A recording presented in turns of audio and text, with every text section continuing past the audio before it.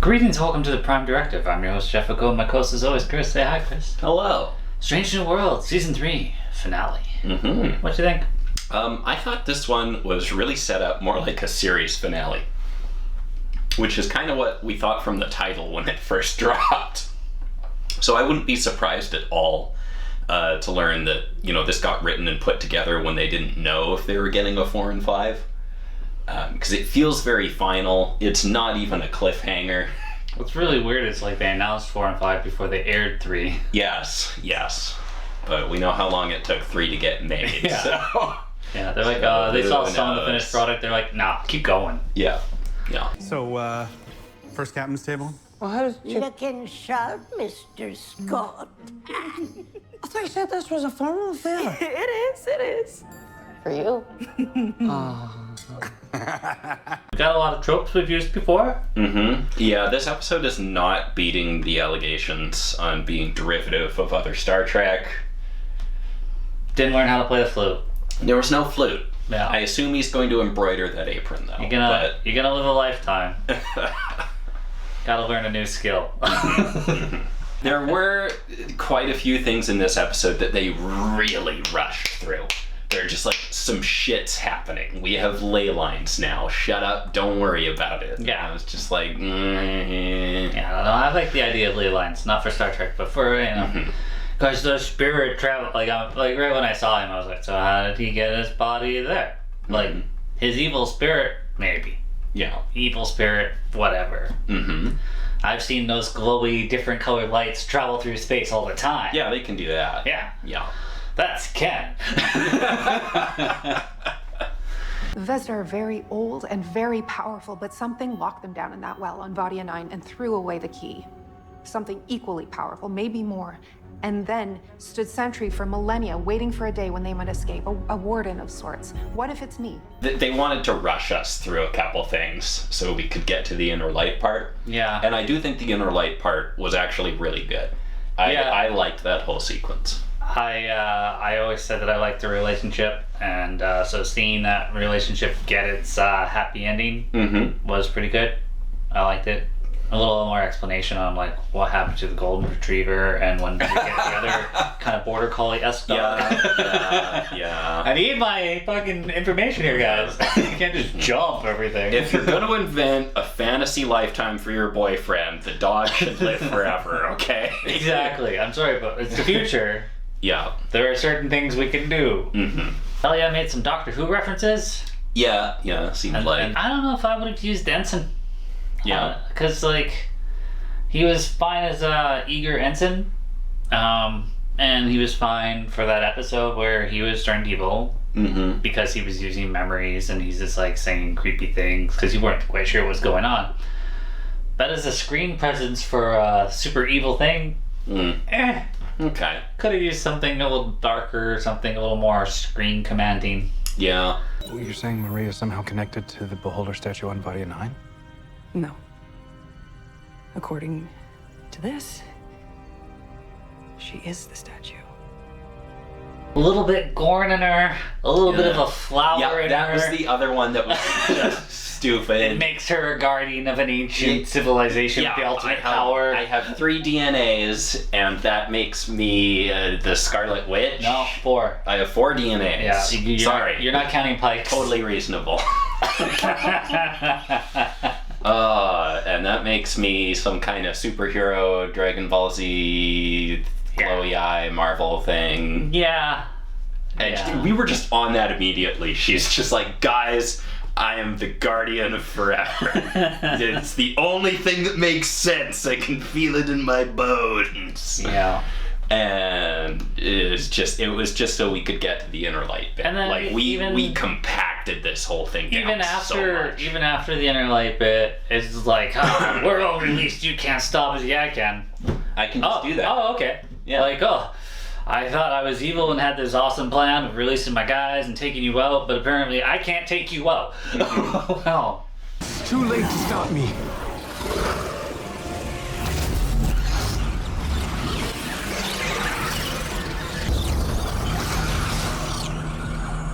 I am filled with light you cannot vanquish. I guess that makes sense, because they were locked in there for No, she's Captain Marvel. forever. Yeah. Captain Marvel. Yeah. One character that can't be beat by anything. Yeah. Actually, yeah, she is very Captain Marvel, isn't she? Yeah. Okay. Yeah. The only thing that I really respect out of this was their attention to canon, because Pike goes away with a blonde girl he met on the planet at the end. I'm just like, why wouldn't Pike want, like, Batel? They have to, something has to happen to Batel, because, like, when he's wheelchair bound, like, yeah, the big brain people set him off, and it's like, well, why would that come back now? And we're watching him live his life with her, and it's like, no, like, this is the important one. Why would he care about Planet Girl? Yeah. Yeah. And then, no, when he took her out, it was just like, I can barely function. Oh, I can hang out with Planet Girl and be back to normal? Done. Good enough. Yeah. So, canon. I appreciate that. We have kind of wrapped up Pike's arc, though, which is interesting. You know how disappointing it was? Like, he's sitting there and they're hanging out, and the door knocks, and he's just like, yeah, that's the J-class ship. I'll see you guys later. Probably not well. Yeah. It's gonna be really bad. It's just like, that sucks. You're like, oh shit, this is the day. Yeah. Oh yeah, that's the tragedy of Pike. He knows. He knows it's coming. At least they got a kid out. Oh, buddy, what are you doing? Wait.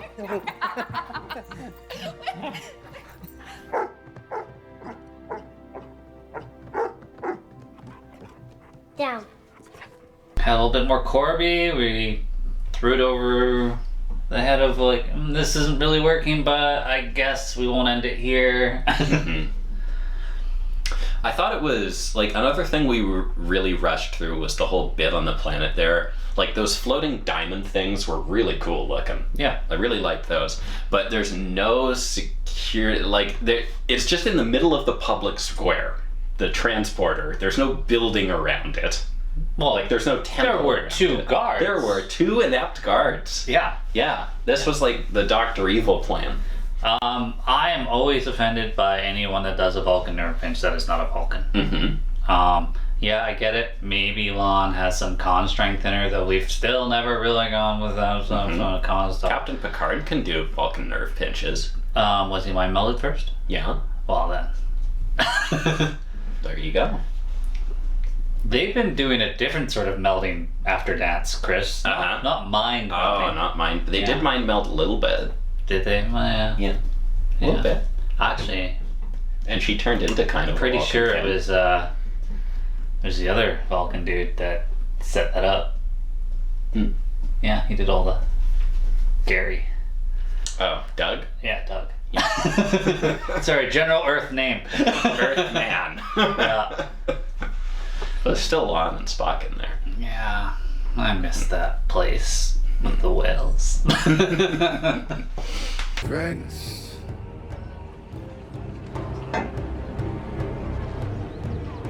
We are in the final days.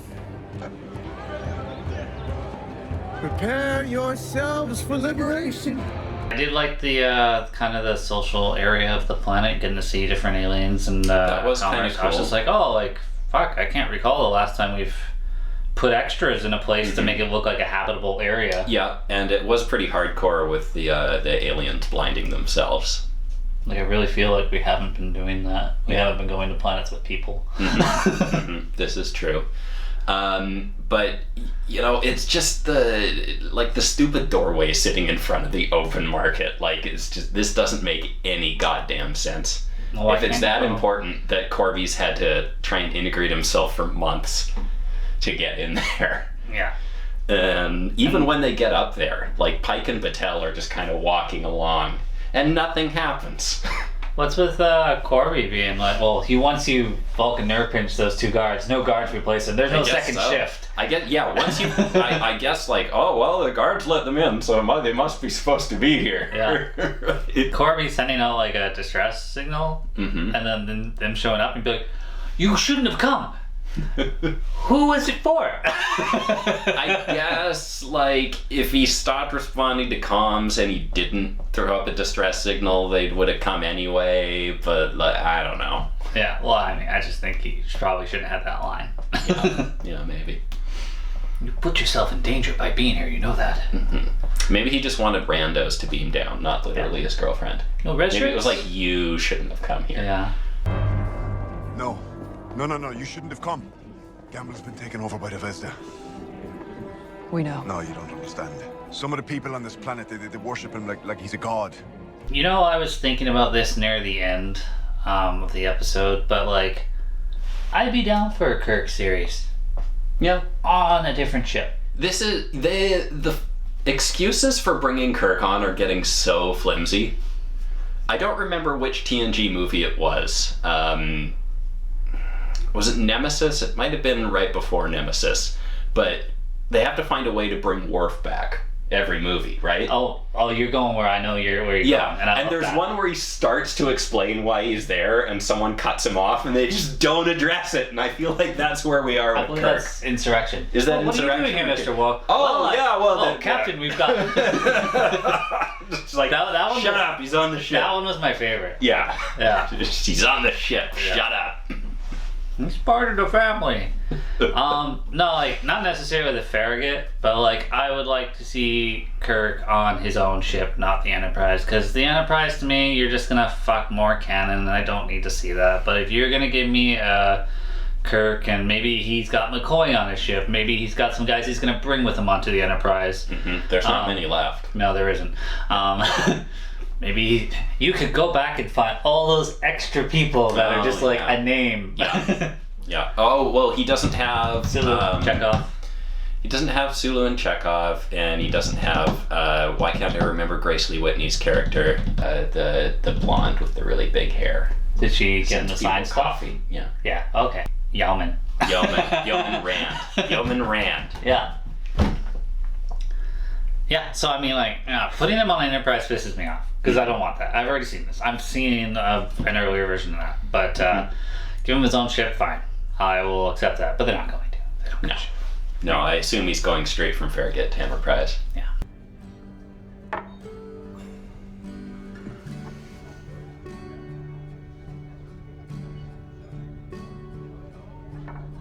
We did get the Boston legal ending of drinking and hanging out with bros. This was so much of a better series finale than we got from Discovery. You got the time jump? Yeah. And it was for... Like, imagine if this was the series finale and the show had just gotten chopped off at the knees in the third season. Like, this works really well. Well, I mean, traditionally, I think it's the second season, and then the fan petition, and then we get a third. Mm-hmm. Yeah. It's almost insulting they're going to get 5. Yeah, well, they're just gonna have to do this again. Could have given Enterprise 5. They won't do this ending again, because they'll just pass the torch off. Mm-hmm. And then torture us with the series. Mm-hmm. But I mean, we'll be deep into Starfleet Academy. I was just gonna take a shot off the bow there. I was just going to. Yeah. It will probably be a guiding light at that point. Yeah. It'll be like this is... What are you boys talking about? Nope, nothing at all. James, good to see you. Spock, are you ready? Dance rehearsal. Oh, God. The mind meld. Like a steel trap. But we've got... I try not to hate on series... That you haven't seen yet? That I haven't seen yet. But... Man, it smells like Star Trek Discovery over there. Yeah, no, somebody's gonna take this clip of me being like, I really don't want a Kirk series, this and that, and then be like, thank fuck for the Kirk series. Oh God, this Academy has been killing me. Yeah. But I don't know. It's a little bit of hope for Academy. It's got Picardo. It does have Robert Picardo. No, I mean, Prodigy. I'm sure he'll be great. Yeah, Prodigy was good. Yeah. So. Oh yeah, Prodigy. I think we like that definitely more than we were expecting. Was not Are you supposed to like. Yeah.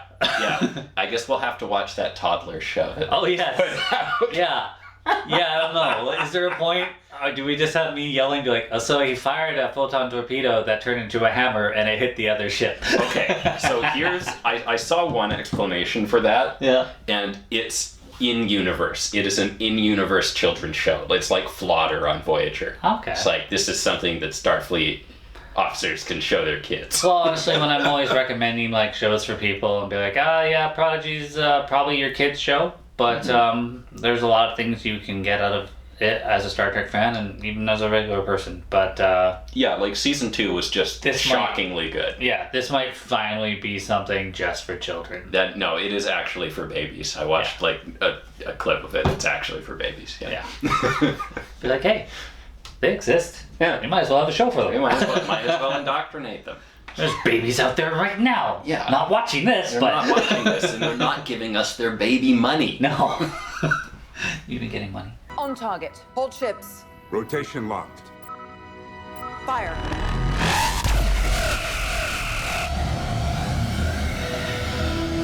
There was some strangeness with sort of getting into the big giant diamond pyramid. Everything was rushed just to get us to the inner light segment. And we get to, I love that Pike got to live an entire fulfilling life. Yeah. I want to live an entire fulfilling life. I'm sorry, Jeff. I do my best. I never got a Chef Jeff. Get a Chef Jeff. Thought we said no gifts. It's tradition. Snake.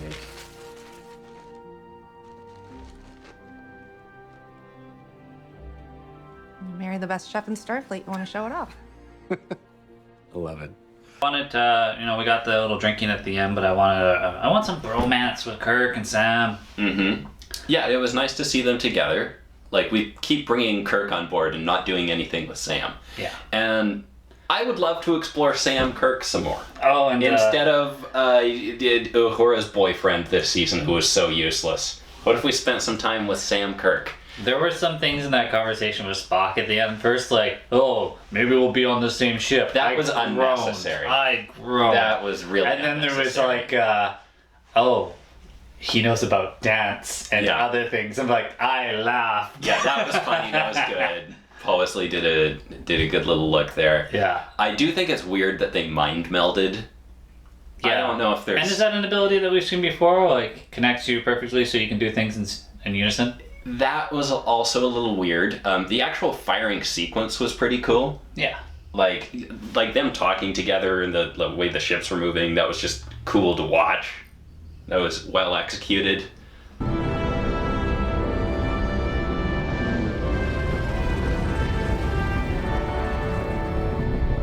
Scotty gives some throwaway line about why you can't sync ships up like that, but that's literally a perfect job for a machine. Like, we have you ever seen those drone shows where they're instead of fireworks they'll just toss up a couple hundred drones? Oh, yeah. Like, we have the technology to just do that right now. Yeah. Times 100. So no, she's written in there. It has to be done manually. It has to be done manually for some reason. Bullshit. And just the amount of energy they were talking about outputting, and all of it's hitting this one little tiny teeny doorway. Yeah. And nothing around it is fucking melting. Yeah, I would think like there'd be force, there'd be wind, there'd be like, and I also like the second it hit, I'm just like, I wouldn't stand there. That doorway was absorbing 100% of the energy sent to it. Yeah. Even if it was absorbing 99.99999, everything in a 1 kilometer radius would be on fire. But whatever, it was a neat sequence. Yeah. And it showed you a different power than mind meld. So like obviously, I think this answers the question. Definitely mind meld before threesome.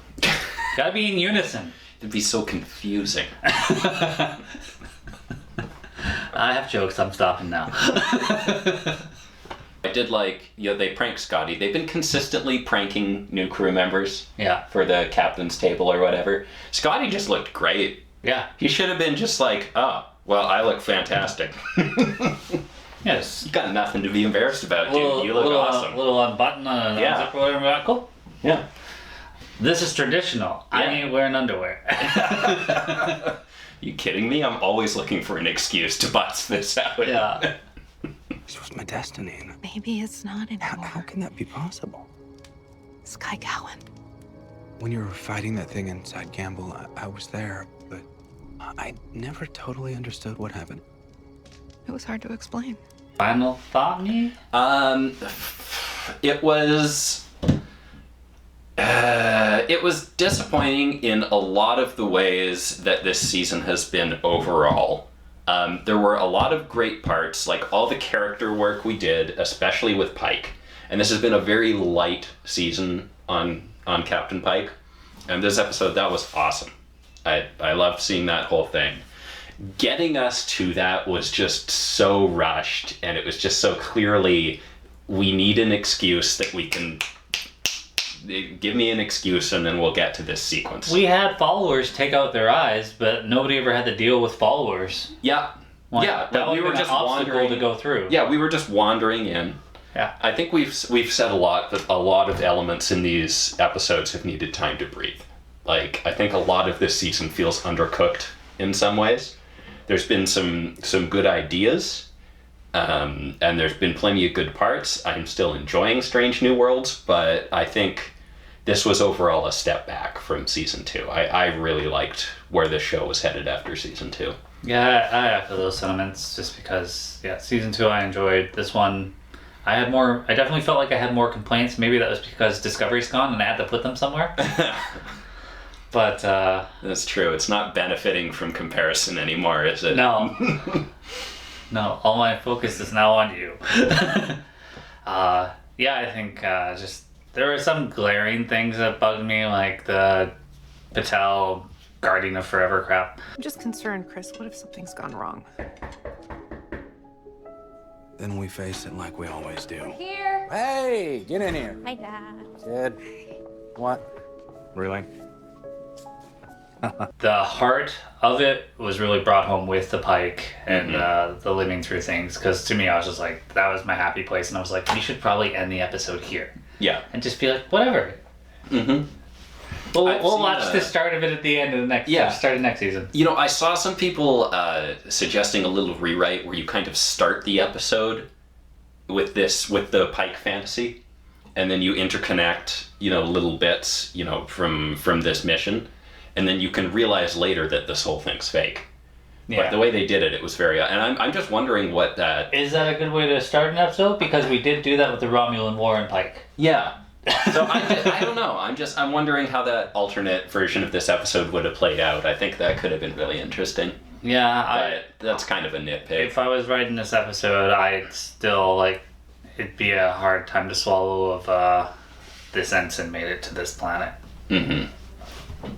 That, is a little bit goofy. It's pretty easy to get his spirit there. Yeah. You could just say it was the same spirit and have him be possessing anyone, and maybe you have less problems. The really weird shit was just Batel is a superhero now, and we just rushed into that so fast. I thought there was more story to tell of her being half lizard, but if she was just going to go off and be a judge, then really, what are they going to do with that? Mm-hmm. But half lizard person, there was some story. So you tell me part of the Gorns are protectors? They've interacted with these things apparently, and that impacted them in some way, I guess. Well, Farragut is fully repaired, and we are on our way to you now. Starfleet's orders are to observe and not interfere. It might not be that simple.